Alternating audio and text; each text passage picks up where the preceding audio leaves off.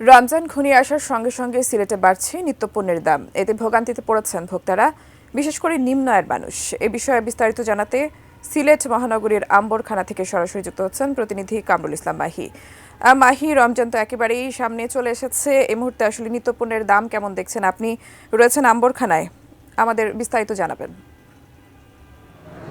টুম্পা, 1 বছর পর অর্থাৎ আগামী 2 দিন পরেই পবিত্র মাহে রমজান, এবং পবিত্র মাহে রমজান উপলক্ষে সারা দেশের মতো সিলেটের ধর্মপ্রাণ মুসলমান যারা রয়েছেন তারা প্রস্তুতি নিচ্ছেন।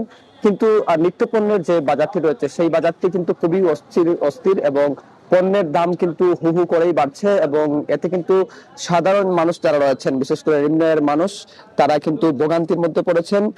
বিশেষ করে রমজান উপলক্ষে প্রত্যেকটা পণ্যেই কিন্তু দাম বাড়ছে, বিশেষ করে চাল, তেল, পেঁয়াজ, এই যে পণ্যগুলো, এবং রমজানের যে নিত্য প্রয়োজনীয় যে যে পণ্যগুলো রয়েছে চুলা থেকে নিয়ে সব পণ্যই কিন্তু দাম হু হু করেই বাড়ছে। এবং আমরা জেলা প্রশাসনের সঙ্গে কথা বলেছিলাম যে বাজার মনিটরিং এর বিষয়ে। জেলা প্রশাসন যেমনটি বলছে যে বাজার মনিটরিং আসলে খুব শীঘ্রই আসলে তারা শুরু করবেন।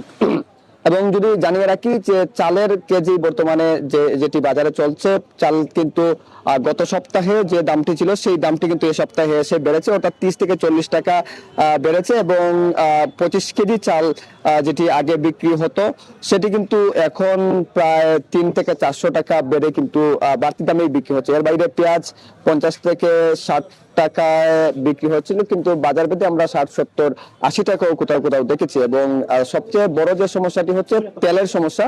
ভোজ্য তেল কিন্তু বাজারে একটি সংকট রয়েছে, সেই সংকট থাকার কারণে কিন্তু দাম বাড়ছে। সব মিলিয়ে বলা চলে রমজান উপলক্ষে নিত্য পণ্যের দাম বাড়ছে, মানুষের কষ্ট ভোগান্তি রয়েছে। তো সব মিলিয়ে এই ছিল এখান থেকে সর্বশেষ।